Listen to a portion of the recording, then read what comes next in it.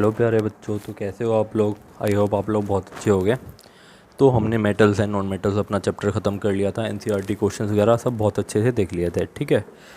तो अब तुम एक काम किया करना कि लाइक जब भी जो भी हमारा चैप्टर हो जाए, एक बार उसके प्रीवियस ईयर क्वेश्चंस एक बार आप नज़र मार लिया करो कि पिछले सालों में बोर्ड ने किस तरह के क्वेश्चन पूछे चैप्टर में से, like metal and non metal में से, एसिड एंड बेस में से। एक बार आप प्लीज़ नज़र मार लिया करो, तो तुम्हें थोड़ा सा आइडिया लग जाएगा कि बोर्ड किस तरह से क्वेश्चन पूछता है। कोई हार्ड क्वेश्चन हो, कोई तुमसे ना हो, तो वो प्लीज़ मुझसे पूछ लिया करो। और एक और बात, अपना बुक्स वगैरह पढ़ने की हैबिट वगैरह डाल दो, ठीक है। तो एक फटाफट जल्दी से chapter 3 metals and non metals की रिवीजन कर लेते हैं। तो देखो, सबसे पहले एलिमेंट्स क्या होते हैं। ऐसा कोई भी सब्सटेंस जो एक ही आइटम से मिलके बनाओ। तो हमारे पास कितने एलिमेंट हैं टोटल अभी तक? नॉन 118 एलिमेंट है ना, आपको मालूम होगा, जैसे कार्बन, हाइड्रोजन, हीलियम, सिलिकॉन, है ना, ये सब। तो टोटल कितने एलिमेंट नॉन है अभी तक? 118, 118। और एलिमेंट कितने तरीके के होते हैं? 3 तरीके के, metals, non metals and metalloids. Metals and non metals तो अभी हम पढ़ने वाले हैं। और मेटलॉइड्स क्या होते हैं? जिनकी property metals and non metals के बीच की होती है, इंटरमीडिएट प्रॉपर्टी होती है, ठीक है। तो देखो, मेटल्स की प्रॉपर्टी और नॉन मेटल्स की प्रॉपर्टी को एक एक करके देखते हैं। मेटल्स लस्टर्स होते हैं, जनरली चमकीले होते हैं, जबकि नॉन मेटल्स नॉन लस्टर्स होते हैं, चमकीले नहीं होते। इसका एक एक्सेप्शन है, आयोडीन, जो कि थोड़ा सा चमकीला होता है, ठीक है बच्चों। मेटल्स हार्ड होते हैं, जनरली हार्ड होते हैं, बहुत ज़्यादा हार्ड, ठोस होते हैं, ठीक है। लेकिन इसका एक्सेप्शन क्या है? Potassium, sodium, lithium.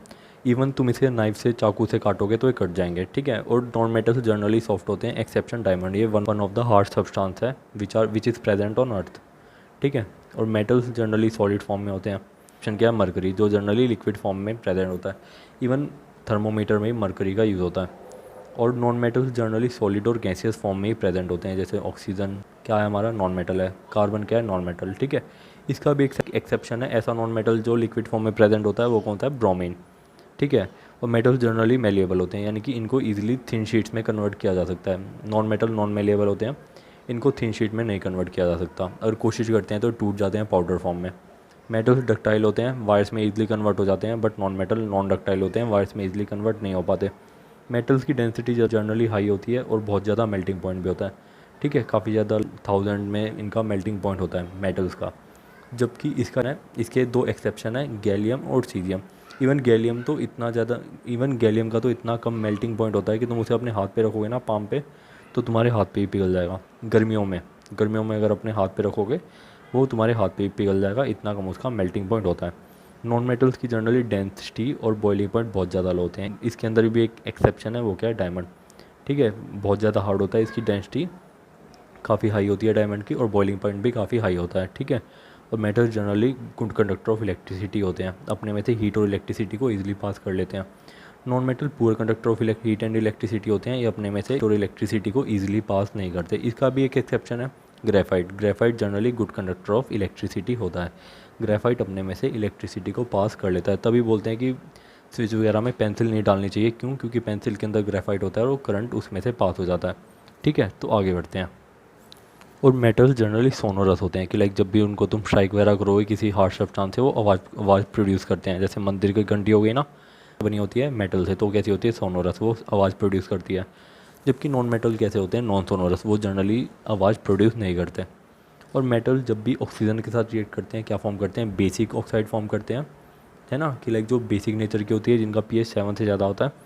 और नॉन मेटल जब भी ऑक्सीजन के साथ कंबाइन करते हैं, वो एसिडिक ऑक्साइड कंबाइन करते हैं, जो कि एसिडिक नेचर की होती है, जिसका pH 7 से कम होता है, ठीक है। और मेटल जनरली इलेक्ट्रोपॉजिटिव नेचर के होते हैं, यानी कि हमेशा अपने में से इलेक्ट्रॉन डोनेट करते रहते हैं, कैटायन फॉर्म करते हैं। नॉन मेटल इलेक्ट्रोनेगेटिव नेचर के होते हैं, अपने अंदर इलेक्ट्रॉन को लेते हैं, एनायन फॉर्म करते हैं, ठीक है। फिर हमने पढ़ ली थी रिएक्टिविटी सीरीज ऑफ मेटल की, टॉप टू बॉटम जैसे ऐसे जाते हैं मेटल की रिएक्टिविटी कम हो जाती है। इसके अंदर हमने कौन कौन से मेटल पढ़े थे? केदारनाथ का माली आलू जरा फीके पकाता है चा, सी पर नीचे यू, बीच में जी।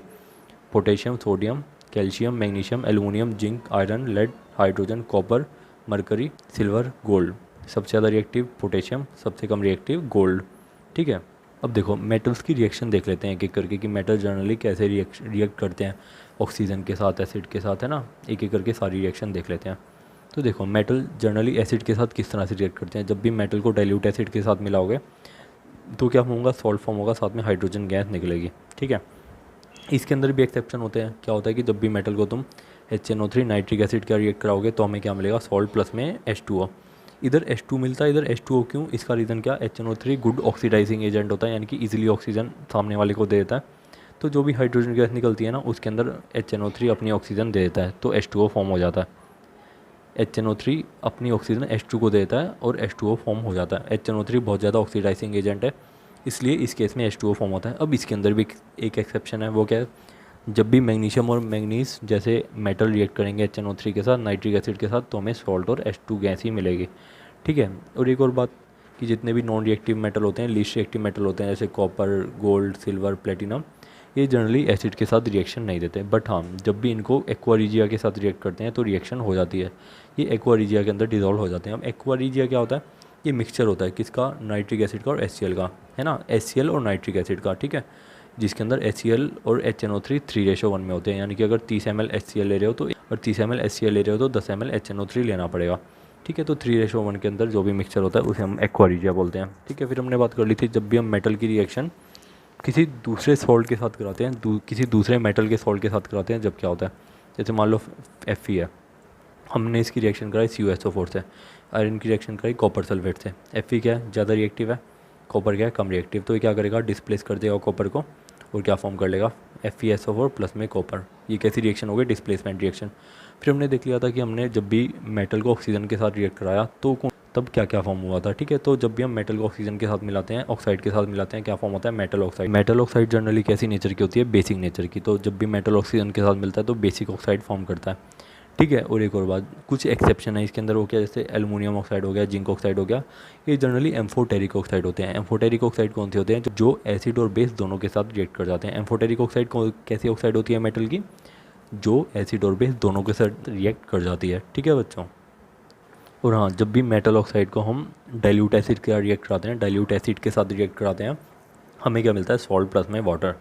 ठीक है, और जब भी मेटल ऑक्साइड और H2O को मिलाएंगे तो हमें क्या मिलता है, बेस मिलता है, या वो यूँ बोल लो मेटल हाइड्रोक्साइड मिलता है, जो कि जनरली बेसिक नेचर के होते हैं। एग्जांपल देख लो, जैसे सोडियम ऑक्साइड हो गया, पोटेशियम ऑक्साइड हो गया, हमने इसे जैसे ही पानी के साथ मिलाया हमें क्या मिल गया, हमारा सोडियम हाइड्रोक्साइड या पोटेशियम सोडियम हाइड्रोक्साइड या पोटेशियम हाइड्रोक्साइड। और हाँ, एक और बात कि हर एक मेटल ऑक्साइड पानी के साथ रिएक्ट नहीं करती, सिर्फ और सिर्फ कुछ ही करती हैं। ठीक है, तो आगे बढ़ते हैं और देखो, जब भी हम मेटल को ऑक्सीजन के साथ रिएक्ट करवाते हैं ना, क्या मिलता है, मेटल ऑक्साइड, लेकिन ना वो अलग अलग तरह से रिएक्ट करते हैं। ठीक है, कि कोई बहुत फास्ट रिएक्ट कर जाता है, कोई बहुत कम रिएक्ट कर जाता है, ये किस पे डिपेंड करता है, रिएक्टिविटी सीरीज ऑफ मेटल पे। जैसे मान लो सोडियम और पोटेशियम है, जैसे हम इसको ऑक्सीजन के साथ रिएक्ट कराएंगे, ये बहुत ज़्यादा रिएक्टिव मेटल है, तुरंत आग पकड़ लेते हैं। ठीक है, जैसे हमने एल्युमिनियम, जिंक, लेड, थोड़े कम रिएक्टिव मेटल को ऑक्सीजन के साथ मिलाया तो क्या करते हैं, इनका जो भी सरफेस होता है वो ऑक्सीजन के साथ कवर हो जाता है। ठीक है, इनके सरफेस पे ऑक्साइड की लेयर बन जाती है। जैसे ही आयरन को ऑक्सीजन के साथ मिलाते हैं कोई रिएक्शन नहीं होती, बट जैसे ही आयरन फिलिंग को ऑक्सीजन के साथ मिलाते हैं रिएक्शन हो जाती है और हमें क्या मिल जाता है, आयरन ऑक्साइड मिल जाता है। ठीक है, आयरन फिलिंग क्या होती है, आयरन का पाउडर, बड़े छोटे छोटे आयरन के टुकड़े। कॉपर को ऑक्सीजन के साथ मिलाते हैं, रिएक्शन हालांकि नहीं होती, बट कॉपर के सरफेस पे ऑक्सीजन की लेयर जम जाती है और कॉपर काला पड़ जाता है। ठीक है, और सिल्वर, गोल्ड, जितने भी लीस्ट रिएक्टिव मेटल है वो जनरली ऑक्सीजन के साथ रिएक्शन नहीं करते। ठीक है, अब देख लो reaction of metals with water की, जब भी मेटल को वाटर के साथ रिएक्ट करते हैं तो क्या होता है, जैसे ही मेटल को पानी के अंदर डालते हैं तो हमें क्या मिलता है, मेटल ऑक्साइड प्लस में हाइड्रोजन गैस निकलती है। अब मान लो उसी मेटल ऑक्साइड को के अंदर तुमने और ज़्यादा पानी डाल दिया तो हमें क्या मिलेगा, मेटल हाइड्रोक्साइड, जो कि बेसिक नेचर की होती है। ठीक है बच्चों, एक एक करके रिएक्शन देख लेते हैं कि मेटल नॉन मेटल पानी के साथ किस तरह से रिएक्ट करते हैं, क्योंकि हर एक मेटल की रिएक्टिविटी अलग होती है तो अलग अलग तरीके से रिएक्ट करते हैं। तो देखो ज़रा, ये हमने जर्नल रिएक्शन देखी थी। देखो, जैसे ही हमने बहुत ज़्यादा रिएक्टिव मेटल जैसे पोटेशियम, सोडियम को हमने रिएक्ट कराया पानी के साथ तो हमें क्या मिलता है, KOH NaOH, metal hydroxide plus में हाइड्रोजन गैस, साथ में बहुत ज़्यादा हीट एनर्जी निकलती है। इस हीट एनर्जी की वजह से क्या होता है, इस H2 गैस क्या करती है, आग पकड़ लेती है, तो इस पूरी रिएक्शन में आग लग जाती है। ठीक है, ये बड़ी ज़्यादा वाइग्रस रिएक्शन होती है, कि एकदम से बड़ी खतरनाक रिएक्शन होती है, कि जैसे ही हम पानी के अंदर डालते हैं तुरंत आग पकड़ लेते हैं। ये हीट एनर्जी इतनी ज़्यादा होती है कि जो भी हाइड्रोजन गैस निकलती है उसमें उससे थोड़ा कम रिएक्टिव मेटल कैल्शियम, जैसे कैल्शियम को कोल्ड वाटर के साथ मिलाते हैं तो हमें क्या मिल जाता है, कैल्शियम हाइड्रोक्साइड प्लस में H2। सिमिलरली मैग्नीशियम थोड़ा कैल्शियम से कम रिएक्टिव मेटल है, तो जैसे मैग्नीशियम को थोड़ा गर्म पानी के साथ मिलाते हैं तो हमें क्या मिलता है, मैग्नीशियम हाइड्रोक्साइड प्लस में H2 गैस। ठीक है, और इन दोनों रिएक्शन के अंदर क्या होता है, कुछ देर बाद ना मैग्नीशियम और कैल्शियम सरफेस पे, उस पानी के सरफेस पे तैरने लगते हैं। फ्लोट करने लगते हैं। इसका रीज़न क्या है, जो भी कैल्शियम मैग्नीशियम बच जाता है उसके सरफेस पे हाइड्रोजन आके चिपक जाती है और वो सरफेस पे फ्लोट करने लगती है, ठीक है। और जैसे ही हम एलुमिनियम, Fe, जिंक, इनको थोड़े कम रिएक्टिव मेटल हैं, जैसे इनको गर्म या ठंडे पानी के साथ मिलाते हैं कोई रिएक्शन नहीं होती, ठीक है। लेकिन जैसे ही हम एलुमिनियम, आयरन, जिंक को हम स्टीम के साथ मिलाते हैं वाटर की भाप के साथ, तो रिएक्शन हो जाती है, हमें क्या मिलता है, मेटल ऑक्साइड प्लस में हाइड्रोजन गैस, ठीक है। अब अगली बात कर लेते हैं थोड़े और कम रिएक्टिव मेटल की। जैसे हो गया तुम्हारा कॉपर, सिल्वर, गोल्ड। चाहे तुम इन्हें ठंडे पानी में डाल लो, चाहे इन्हें तुम गर्म पानी में डालो, चाहे इन्हें तुम स्टीम में डाल लो, ये रिएक्शन नहीं करेंगे। वही मेटल की रिएक्शन की बात। फिर हमने नॉन मेटल की रिएक्शन देख ली थी, जो कि जनरली हमारे काम की नहीं है। देखो, नॉन मेटल जब भी ऑक्सीजन के साथ रिएक्ट करते हैं क्या फॉर्म करते हैं, नॉन मेटल ऑक्साइड। वो जनरली कैसी नेचर की होती है, एसिडिक नेचर की होती है और कई बार न्यूट्रल नेचर की भी हो जाती है। वो हमने NCERT क्वेश्चन में देखा था। और नॉन मेटल जनरली एसिड के साथ इजीली रिएक्ट नहीं करते और वाटर के साथ भी इजीली रिएक्ट नहीं करते।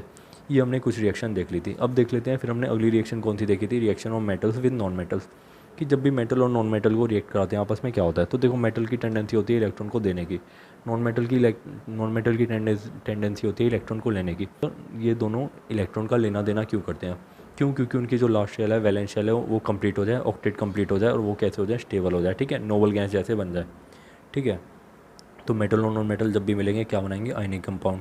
मेटल क्या फॉर्म करेगा, कैटायन अपने इलेक्ट्रॉन को डोनेट करके, नॉन मेटल क्या फॉर्म करेगा, एनायन इलेक्ट्रॉन को एक्सेप्ट करके। जो मेटल इलेक्ट्रॉन देगा वही नॉन मेटल इलेक्ट्रॉन को ले लेगा, मेटल कैटायन फॉर्म करेगा, नॉन मेटल एनायन फॉर्म करेगा और एक बहुत ज़्यादा स्ट्रॉन्ग आयनिक कंपाउंड बन जाएगा, ठीक है। और ये दोनों रिएक्ट क्यों करते हैं कि स्टेबल हो जाए, ठीक है, इनकी ऑक्टेट कंप्लीट हो जाए, नोबल गैस जैसे बन जाए। Metals and non metal react to get stable, complete their octet and attain noble gas configuration. अभी देखो, फिर हमने देख लिया था नोबल गैस क्या है। नोबल गैस क्या है, जो बहुत ज़्यादा स्टेबल गैसेस होती हैं, ग्रुप 18 के एलिमेंट, जो जनरली किसी दूसरे केमिकल सब्सटेंस से रिएक्ट नहीं करती। इसका रीज़न क्या होता है, जो उनकी लास्ट शेल होती है वो कम्प्लीटली फिल्ड होती है, तो उन्हें रिएक्शन करने की नीड ही नहीं होती। फिर हमने देख लिया था प्रॉपर्टीज़ ऑफ आयनिक कंपाउंड की, आयनिक कंपाउंड की कुछ प्रॉपर्टी देख ली थी। सबसे पहले तो सॉलिड और बहुत ज़्यादा हार्ड होते हैं। जितने भी आयनिक कंपाउंड होते हैं जनरली बहुत ज़्यादा हार्ड होते हैं और सॉलिड होते हैं। इसका रीज़न क्या है कि इनके बीच में, आयनिक कंपाउंड के बीच में बहुत ज़्यादा इलेक्ट्रोस्टैटिक अट्रैक्शन होती है, बहुत ज़्यादा स्ट्रॉन्ग आयनिक बॉन्ड होता है, तो इस वजह से जनरली सॉलिड फॉर्म में होते हैं और बहुत ज़्यादा हार्ड होते हैं। दूसरा कि ये ब्रिटल नेचर के होते हैं, जो भी आयनिक कंपाउंड होते हैं वो ब्रिटल नेचर के होते हैं, यानी कि वो पाउडर फॉर्म में कन्वर्ट कर जाते हैं जब भी उन्हें तोड़ने की कोशिश करते हैं, ठीक है। और उनका मेल्टिंग और बॉइलिंग पॉइंट बहुत ज़्यादा हाई होता है। इसका रीज़न भी सेम है, क्योंकि स्ट्रॉन्ग फोर्स ऑफ अट्रैक्शन होती है आयनिक कंपाउंड के बीच में। अगला कि आयनिक कंपाउंड पानी के अंदर सॉल्युबल हो जाते हैं, बट ऑयल के अंदर सॉल्युबल नहीं होते, ऑयल के अंदर इनसॉल्युबल होते हैं, जैसे केरोसिन, पेट्रोल, इनके अंदर आयनिक कंपाउंड सॉल्युबल नहीं होते। फिर हमने देख लिया था कि एक कंडक्टर ऑफ इलेक्ट्रिसिटी होते हैं in the aqueous form and molten form, कि अगर हम इनको पिघला देंगे आयनिक कंपाउंड को तो ये क्या करेंगे, इलेक्ट्रिसिटी कंडक्ट करेंगे, ठीक है, जब ये एक्वस फॉर्म में होंगे और मोल्टन फॉर्म में। एक्वस में यानी कि जैसे हम आयनिक कंपाउंड को अंदर पानी के अंदर डालेंगे तो वो पानी का सॉल्यूशन इलेक्ट्रिसिटी कंडक्ट करेगा, या फिर जैसे हम आयनिक कंपाउंड को मेल्ट कर देंगे तब भी वो इलेक्ट्रिसिटी को कंडक्ट करेंगे। सॉलिड फॉर्म के अंदर आयनिक कंपाउंड इलेक्ट्रिसिटी को कंडक्ट नहीं करते, ठीक है। आई होप आपको चीज़ें समझ आई होंगी, इजी चैप्टर था। इसी के साथ हमारी रिवीजन भी खत्म होती है इस चैप्टर की, ठीक है। तो मिलते हैं फिर टेस्ट के साथ, ठीक है बच्चों। Thank you so much. कैसा भी डाउट हो आप लोग प्लीज़ पूछ लेना, ठीक है। Thank you so much.